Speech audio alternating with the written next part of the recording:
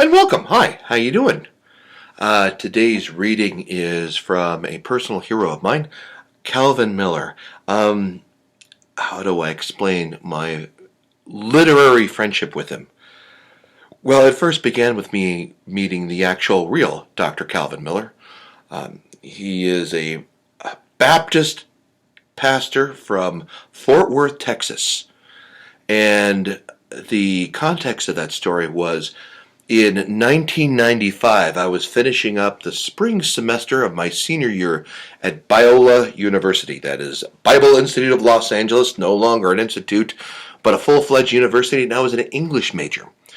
And as a young man trying to figure out what he should do with the rest of his life, facing the impending doom of graduation, I was existing within two worlds. There was the first, a very personal, private world of my life as a writer, as an artist, as a creative type. And then the very solid, stone-like, rigid world of church ministry, which I was having an awful lot of delight in escaping the stone and doing the very vibrant work of a youth minister, a youth pastor, and was having a great time. And so with this, there was art and ministry, ministry and art, these two worlds, and could I fuse the two together? And I made a really strong decision that I was going to be pursuing youth ministry and church. And yet I had this creative side inside of me, and I didn't know what to do with that. And it was seen by many in fundamentalist circles as a liability, as a problem, as something that needed to be stamped out so that I could do the rigid, calculated, formulaic work of a youth pastor, or at least a church ministry, or I could do youth ministry, that'd be fine, but then I'd have to grow up and be miserable. That was the explicit belief endowed upon me. Not real at all. But I was struggling with this tension. And along came Dr. Calvin Miller, who did a speaking series for a week at our evangelical school. And he read children's poems. He read his own poetry. He was a delight and encouraged that art needed hope. And that's what made things Christian, or at least redemptive. And then redemptive stories is what the church and what the world needed most of. And I followed him around. He spoke at a collection for us English majors, and I came to that. He did 2 chapels for undergraduates. He did 1 chapel for the seminary students. And it was after the seminary chapel that I crashed. I met him, and I was terrified. It was like approaching a girl out of your league if you're a single man. It was like speaking to a rock star for 30 seconds. I was nervous, and I walked up to him timidly and said, Dr. Miller, I don't know how to say this, but thank you for living your life. Thank you for being creative and a pastor. Thank you for being a scholar and telling poems, and that you told poems that are amazing to you, and so therefore they're amazing to the rest of the world. And thank you for following God.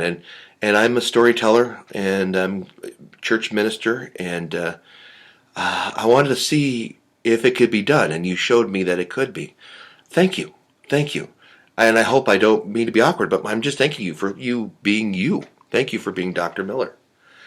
He laughed, and in the most gracious way, he thanked me for being thanked, for my thank. And he then said, this is what God does, is he brings people along. And this is part of his grace.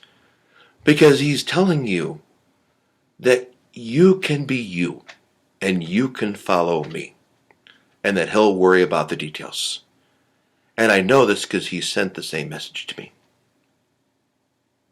Years later, I was married, and my wife was working at Biola University, and she told me that Dr. Miller was speaking there again. And this was 2005, 12 years before his passing. It was sad. And I stayed behind with the undergraduate chapel, and I walked up, and I had a copy of one of his books I had read a lot of his stuff by then. And again, feeling like I was talking to a unicorn in the garden, feeling like I was had crashed a party at Mount Olympus.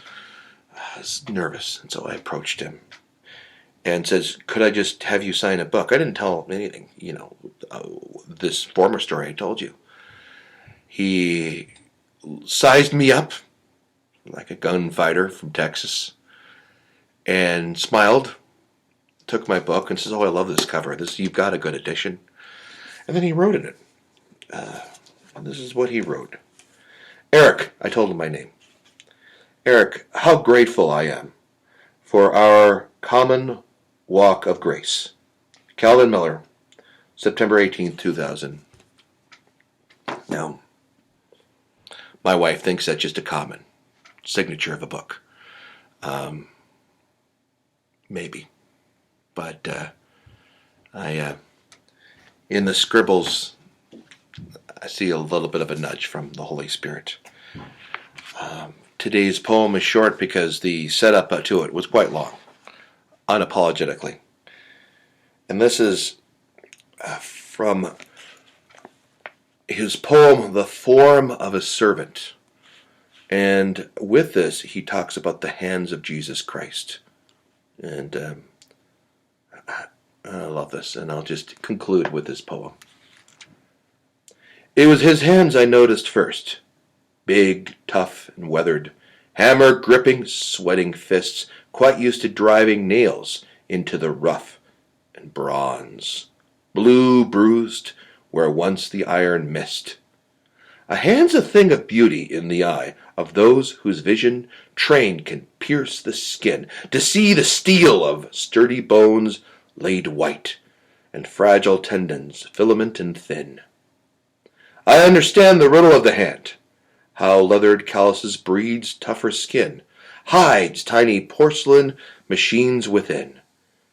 Yet love defies my wit to understand how hands that swing the crushing iron grow frail and beckon to each palm a killing nail." Grace to you.